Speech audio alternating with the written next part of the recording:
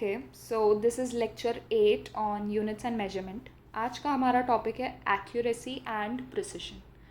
तो पहली बात तो दोनों में डिफरेंस समझना बहुत ज़्यादा ज़रूरी है, क्योंकि हम लोग इसे ना ऐसे यूज़ करते हैं कि जैसे एक ही मीनिंग है कि थोड़ा ज़्यादा एक्यूरेटली बताओ, नहीं थोड़ा ज़्यादा प्रिसाइजली बताओ। मतलब ऐसा लगता है दोनों के सेम ही मीनिंग है, बट ऐसा नहीं है।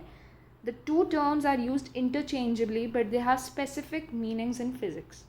ठीक है, दोनों बहुत डिफरेंट हैं। क्या डिफरेंस है? सपोज आपकी जो ट्रू या एक्चुअल वैल्यू है वो 5 है। दो बंदों ने वैल्यू निकाली है, एक बोल रहा है कि 4.9 आई है और दूसरा बोल रहा है 4.125 आई है।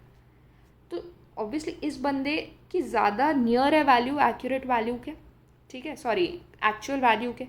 तो जो वैल्यू ज़्यादा नियर होगी एक्चुअल वैल्यू के या रियल वैल्यू के, उसको हम बोलते हैं कि वो भाई एक्यूरेट है।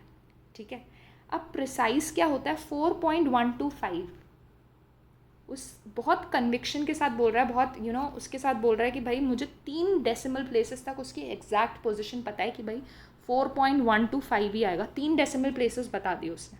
ठीक है, तो ज़्यादा कन्विक्शन के साथ बोल रहा है वो।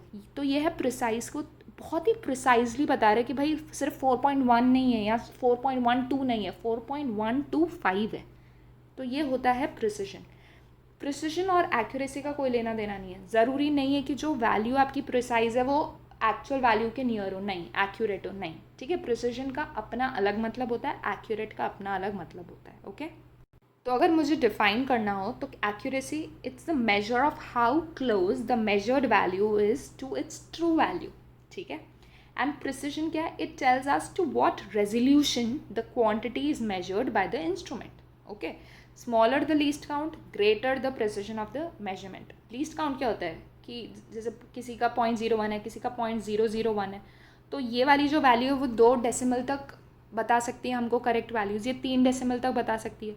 मतलब जितनी छोटी आपका लीस्ट काउंट होगा, जितना छोटा लीस्ट काउंट होगा, उतना प्रेसिजन ज़्यादा होगा। ठीक है, अब एक बहुत ही इम्पॉर्टेंट चीज़, experiment is successful if you get accurate and precise value. अगर हमें एक्यूरेट और प्रिसाइज दोनों मिल जाए वैल्यूज़, तो हम क्या बोलते हैं कि जो हमारा एक्सपेरिमेंट है वो सक्सेसफुल हो गया।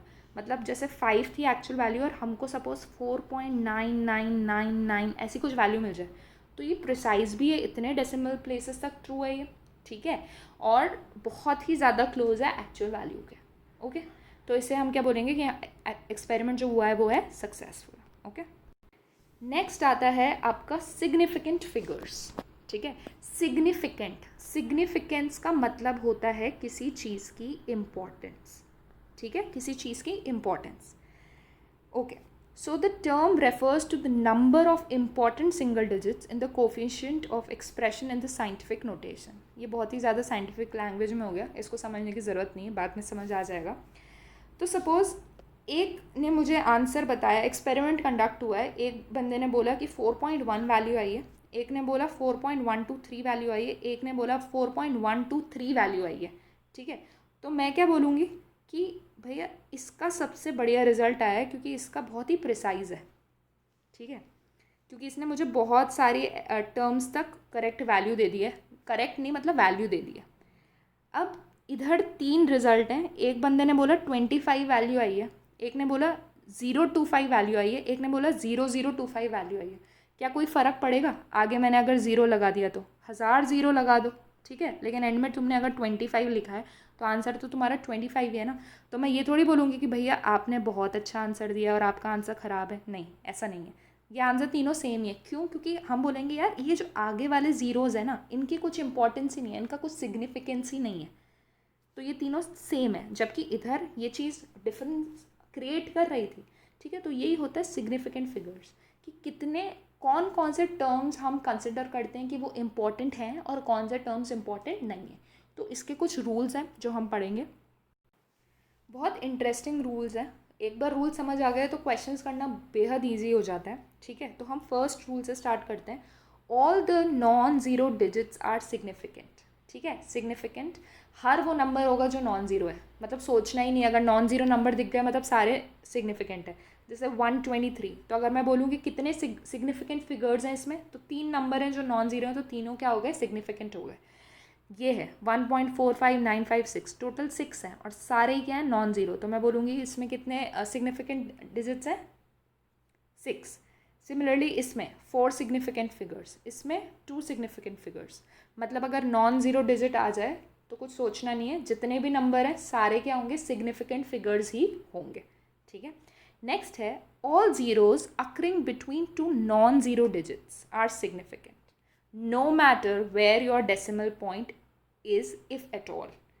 डेसिमल पॉइंट है तो भी फ़र्क नहीं पड़ता। ये क्या बोल रहे हैं कि अगर आपके जो ज़ीरोज़ हैं वो दो नॉन ज़ीरो नंबर्स के बीच में है तो हम उसे सिग्निफिकेंट कंसिडर करेंगे। जैसे 1 2 0 3, ये जो ज़ीरो है आपका वो 3 और 2 दो नॉन ज़ीरो नंबर्स के बीच में है, तो उसको भी हम सिग्निफिकेंट नंबर में काउंट करेंगे। तो इसके टोटल सिग्निफिकेंट फिगर कितने हो गए, 4। 1 0 0 0 1, ये जो 3 ज़ीरो हैं वो नॉन ज़ीरो नंबर के बीच में ट्रैप्ड है, तो टोटल सिग्निफिकेंट फिगर्स कितने हो गए आपके, 5 हो गए। 1.201, ये ज़ीरो जो है वो 2 और 1 यानी दो नॉन ज़ीरो नंबर्स के बीच में है, तो सिग्निफिकेंट फिगर्स सारे यानी 4 हो गए। सिमिलरली 4.2000005, तो ये जितने भी ज़ीरोज़ हैं वो दो नॉन ज़ीरो नंबर्स के बीच में है, तो सिग्निफिकेंट फिगर कितने हो गए, 7। ठीक है, तो ज़ीरो का ये तो बिल्कुल क्लियर है कि जितने भी ज़ीरोज़ हैं अगर वो नॉन ज़ीरो नंबर्स के बीच में हैं तो वो क्या होंगे, हमेशा सिग्निफिकेंट होंगे। समझ आ गया। तो बेसिकली जितने भी सारे रूल्स हमें पढ़ने हैं वो हमें ज़ीरो के लिए पढ़ने हैं, क्योंकि नॉन ज़ीरो तो सिग्निफिकेंट होते ही हैं। तो अभी ज़ीरो के लिए मैंने एक केस बता दिया कि अगर वो नॉन ज़ीरो नंबर्स के बीच में है तो वो क्या होगा, सिग्निफिकेंट होगा। सपोज़ वो दो नॉन ज़ीरो नंबर्स के बीच में नहीं है तो क्या क्या केसेस हो सकता है। तो ये बोलते हैं कि zeros are significant if they are after decimal and in the end. अगर ज़ीरो डेसिमल के बाद में है और एकदम एंड में लगे हुए हैं तो वो सिग्निफिकेंट होंगे। जैसे 12.30, ये जो ज़ीरो है वो डेसिमल के बाद है और एंड में लगा हुआ है। ठीक है, तो इसको हम सिग्निफिकेंट फिगर में काउंट करेंगे। तो कितने सिग्निफिकेंट हो गए इधर, 1 2 3 0, चारों सिग्निफिकेंट यानी 4 सिग्निफिकेंट फिगर्स। इधर 12.3000, अब ये जो 3 ज़ीरोज़ हैं वो सारे डेसिमल के बाद है और एंड में है, ट्रेलिंग ज़ीरोज़ हैं, इन्हें क्या बोलते हैं, ट्रेलिंग ज़ीरोज़। तो सबको हम सिग्निफिकेंट में काउंट करेंगे। ठीक है, ये 0.0123, अब ये वाला जो ज़ीरो है ये डेसिमल के बाद तो है लेकिन एंड में नहीं लगा हुआ। ठीक है, और ये किसी दो नॉन ज़ीरो नंबर के बीच में ट्रैप्ड नहीं है। एक तो नॉन ज़ीरो है 1, लेकिन इधर तो ज़ीरो है ना, तो दोनों रूल से हमें ये सिग्निफिकेंट नहीं मिल रहा, तो हम इसको सिग्निफिकेंट नहीं मानेंगे और इसको भी सिग्निफिकेंट नहीं मानेंगे। तो हमारे जो सिग्निफिकेंट फिगर्स इसमें हुए वो कितने हो गए, सिर्फ 3। ठीक है, नेक्स्ट है आपका 1.00123। अब ये जो दोनों ज़ीरोज़ हैं वो डेसिमल के बाद हैं लेकिन ट्रेलिंग नहीं है, एंड में नहीं है, लेकिन ये दो नॉन ज़ीरो नंबर्स के बीच में है तो हम इन्हें काउंट करेंगे। ठीक है, तो कितने हो गए ये, total 6। Okay, the last rule is in a number without decimal point the terminal or trailing zeros are not significant. ठीक है, डेसिमल में तो क्या था, जो ट्रेलिंग ज़ीरोज़ थे वो आपके सिग्निफिकेंट होते थे, बट अगर डेसिमल नहीं है तो ये इनको आप सिग्निफिकेंट फिगर नहीं काउंट करोगे। जैसे 1 2 3, अब जितने भी ज़ीरोज़ लगा दो एंड में, लेकिन आपके सिग्निफिकेंट फिगर कितने होंगे, 3, यानी 1 2 3। सिमिलरली 5 6 0 0 में ये दोनों ज़ीरोज़ आप काउंट नहीं करोगे, तो इसके सिग्निफिकेंट फिगर कितने हो गए, 2 हो गए। ओके, तो फर्स्ट आपका रूल क्या था, सारे non zero numbers will be significant. Second, अगर आपका जो ज़ीरो है वो दो नॉन ज़ीरो नंबर्स के बीच में ट्रैप्ड है तो सिग्निफिकेंट होगा। थर्ड था, अगर आपका ज़ीरो डेसिमल के बाद है और एंड में है तो सिग्निफिकेंट होगा। और फोर्थ है कि अगर डेसिमल नहीं है और एंड में लगे हुए हैं ज़ीरो तो हम उसे काउंट नहीं करेंगे।